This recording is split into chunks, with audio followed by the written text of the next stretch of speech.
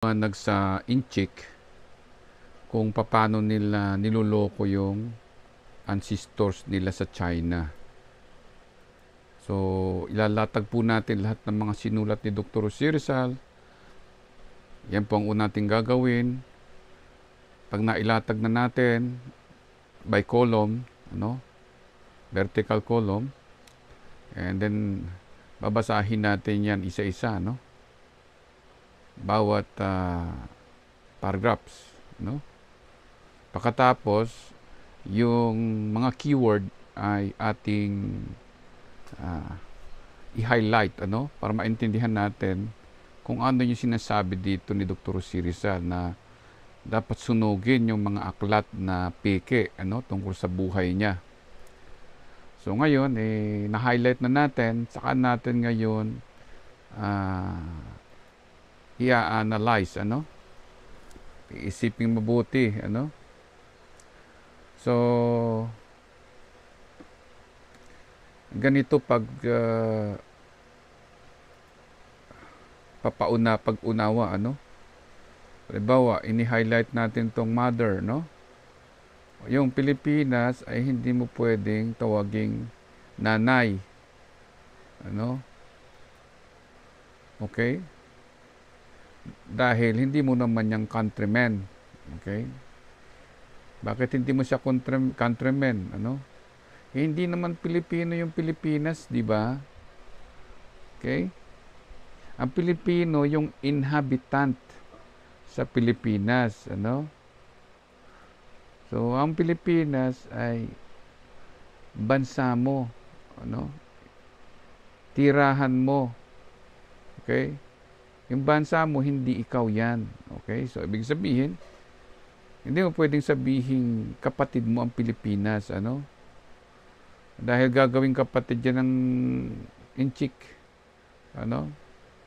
So, yung Filipino people, yung Pilipino ay people, Siya yung nakatira sa Pilipinas. Yun ang ibig sabihin ni Dr. Jose Rizal. Okay? Kasi hindi mo pwedeng tawagin ang Pilipinas ay Pilipino dahil ang Pilipino ay 6 million, Okay? Ang Pilipinas isa lang. Okay? At doon kayo nasa loob ng Pilipinas. Okay? So, yung Pilipino ay kapamilya mo, May mother ka doon, may father, Sabi ni Dr. Jose Rizal ay fragments of your soul, Pero sabihin mo na mother mo ang China, o kapatid mo ang China, ay hindi rin pwede, So, hindi si Dr. Jose Rizal pwedeng maging Inchik, Kasi ang Pilipinas isa lang,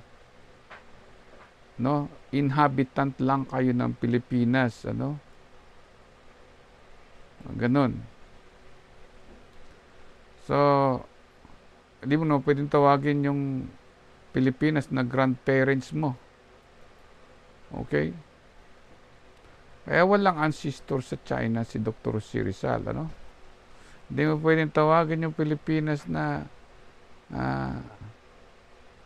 yung Pilipinas, pwede mo sabihin na countrymen mo yung Pilipinas, Sarili mong bansa, gawin mong population ng Laguna.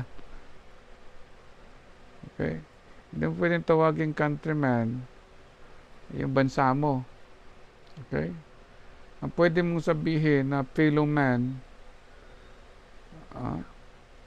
ay yung citizens of the Philippines, O yung countrymen. So, ganyan pag nag-iintindi. Okay?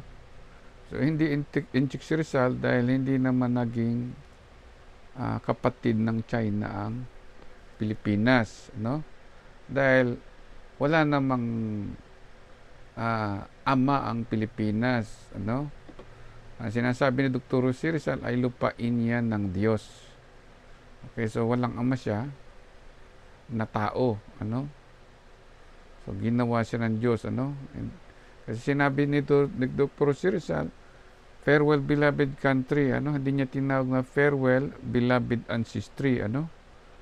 So, ganon. Okay, ganyan pag nagbabasa. Okay, nasan tayo kanina? Dito sa 6 milyong Pilipino, di ba? So, ihalabas natin yung 6 milyong Pilipino. Okay, so nandito na tayo ngayon. So, dito naman tayo sa second steps. Okay. Napag-usapan natin ang Pilipino ay 6 million, ano? Ang population. So, ibig sabihin, nasa loob sila ng isang bansa. Okay, so medyo ayusin natin ng mabuti yung pag-highlight para maganda.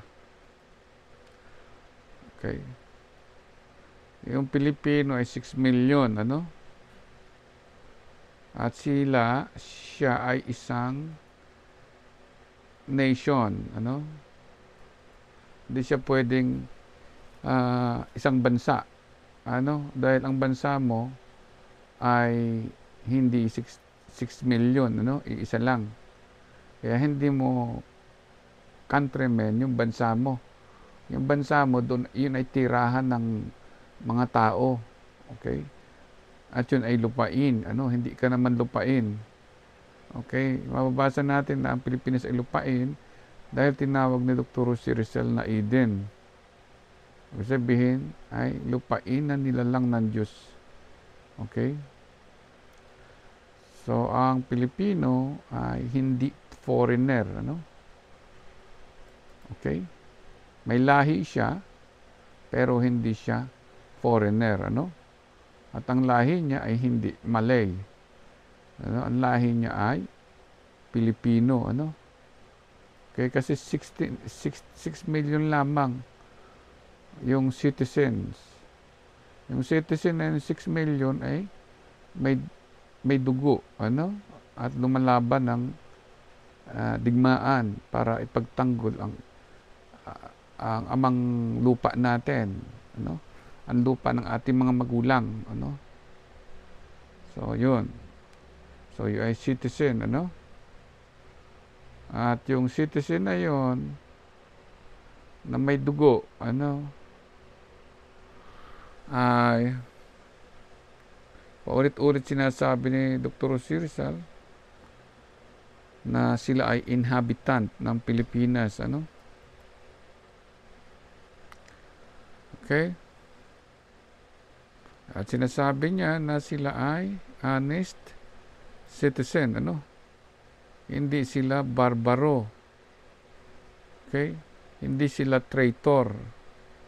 Okay? Ang Pilipino, no?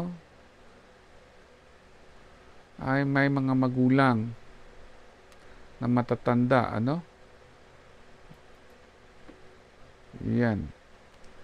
Ang Pilipino, ang 16 milyong Pilipino ay mayroong sariling salita, ano? At sariling wika, ano? Okay?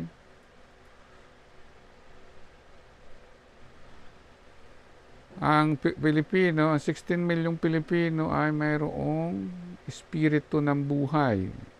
Okay? So, di ba kumpleto? So, hindi mo pwedeng sabihin na ang Pilipino ay Austronesian language. Ano? Kasi sinasabi ni Dr. Rizal sa paragraph 4 ng Mi Ultimo Diyos, no? His dream since his adolescent until become young man full of life. Ano? Sabi sabihin pinalaki siya na magulang siya bago siya naging binatilyo at hanggang siya ay magbinata. Ano? Yun ang sinasabing adolescent and young man. Okay? So, ganyan pagbabasa, ano? So, hindi mo pwedeng sabihin na ang Pilipinas ay Pilipino. Dahil yung Pilipinas, hindi naman yan 16 million. iisa lang yan. So, ang Pilipinas, pwede natin tawaging lupain ng ating Diyos, doon tayo nilalang, So, mas nauna siyang, lumabas, dahil siya ay create ng Diyos, Sabi ni Dr. Rizal, farewell, beloved country. O, isa lang, di ba? Hindi mo pwedeng sabihin countrymen yon, country. Pag sinabing countrymen, kayo yung population niya. Nagmula kayo sa lupain niya, Kaya tinawag ni Dr. Rizal sa paragraph 1, farewell, beloved country, our lost Eden. Ang ibig sabihin ni Dr. Rizal, o minamahal na bansa, sa lupain mo lang kami nagmula. Ayan. Kasi ang salitang Eden ay lupain at Diyos ang lumalang. Okay? At diyan nagmulang ating kaluluwa. Okay? Ang salitang Eden ay napakaraming ibig sabihin. Hindi ka pwedeng, ang lupain na yan ay hindi pwedeng lugar ng patayan. Sabi ni Dr. Rizal sa paragraph 13, yan ay lugar na kung saan walang mamamatay tao. Walang nangaalipin, walang nagpapahirap, at walang pananampalatayang pumapatay. Okay?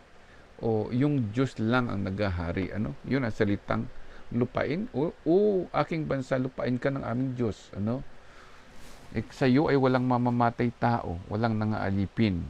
Okay? Yun ang ibig sabihin ng bansa. Iisa lang. Okay? 6 na milyong kayo, ang tawag sa inyo ay nation. Kaya pag tinanong ko, anong nationality mo? Hindi mo pwede sabihin Pilipinas dahil ang Pilipinas ay bansa mo. Okay? Ang isasagot mo ay Pilipino. Okay? Pag tinanong ka, anong citizenship mo? Hindi mo pwede sabihin Pilipinas. Pilipino pa rin. Kasi isa lang ang Pilipinas. Okay? Pag sinabing Pilipino, yan ay lahi. Race of Malay. But, race like Malay, but they are not Malay. They are Filipino. Okay? So, they are not foreigner. They are inhabitant of the Philippines. Okay? At yung Philippines ay isang lupain ng ating Diyos. Nakalagay sa line 5 ng paragraph 8 ng Ultimo Diyos at line 5 ng paragraph 13 ng May Ultimo Diyos pa rin. So, ganyan pag nagbabasa ng sulat ni Dr. Jose Rizal. Okay? At nalimutan nating sabihin, na ang salitang nation, ay ibig sabihin ay united, inhabitants, all the unified inhabitants. Ay ibig sabihin, Luzon, Visayas at Mindanao, iisang bansa, So, yun ang meaning ng nation. Okay? So, ganon. Okay, so balik tayo dun sa taas,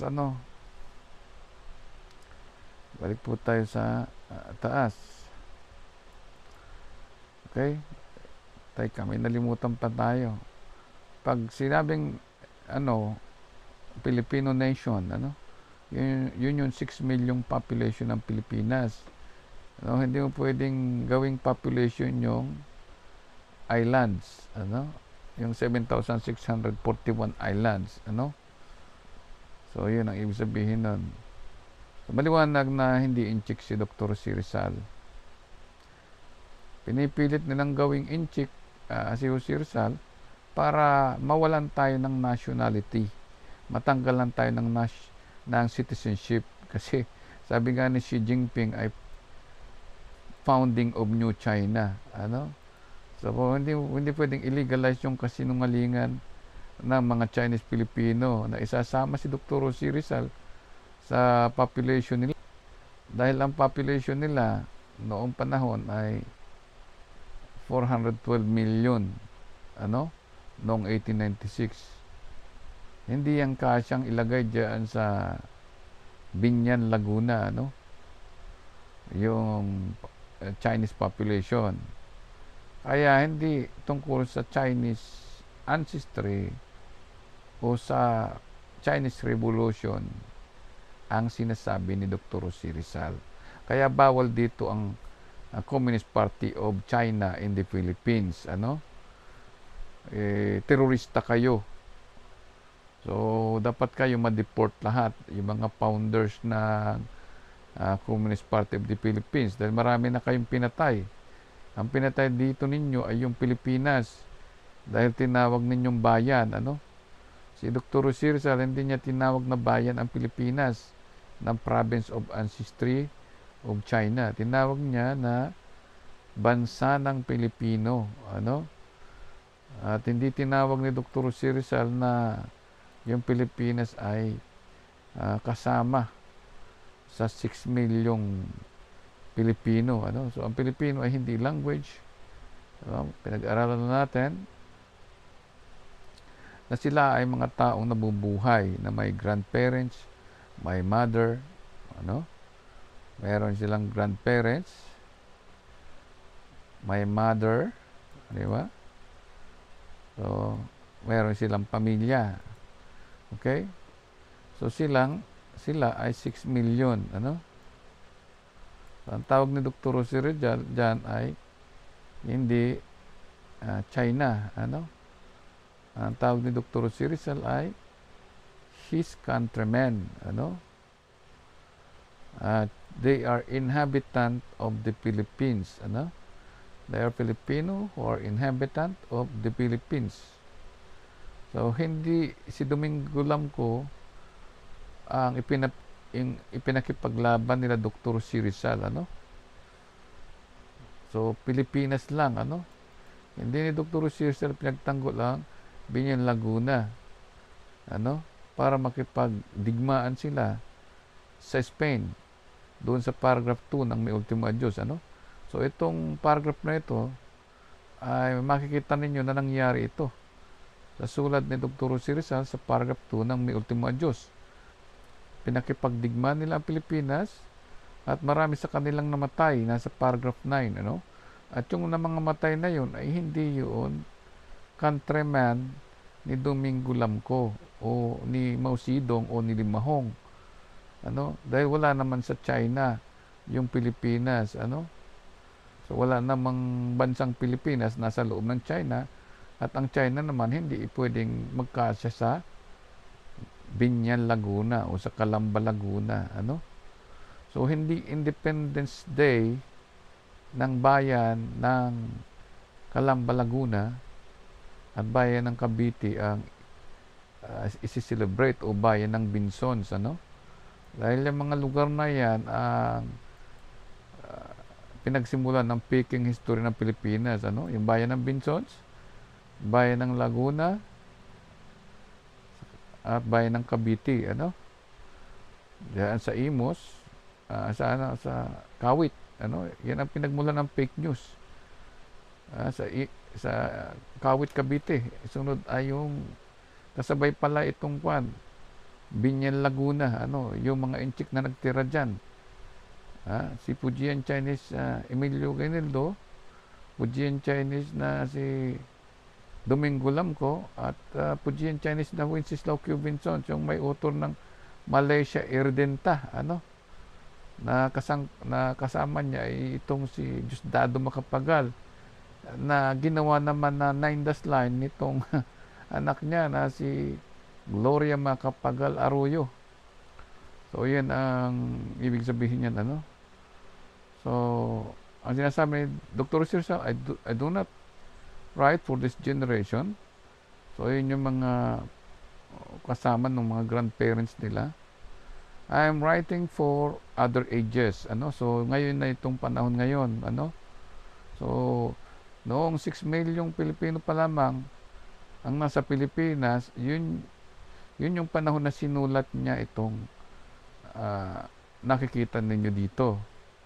Ngayon, nung nabasa natin ngayon, tayo ay 114.9 million na ang population, 2025 census. So, ito ay para ngayong panahon na ito. So, imagine yung population natin, mas marami pa yung China noong 1896. Kaysa sa population natin ngayon. So, ang population ng Pilipinas, ang sinasabi ni Dr. Sirsal, na kanyang countrymen, ano? Hindi niya sinabi na 412 million yung population ng Kalamba, ano, kasama yung Pilipinas. Okay, so yung God ay hindi mo pwedeng sabihin na Chinese generation or uh, galing din sa Pujian, ano? So, hindi pwedeng made in China yung sinasabi ni Dr. Si Rizal. So, ganyan po ang pag-uunawa. Okay?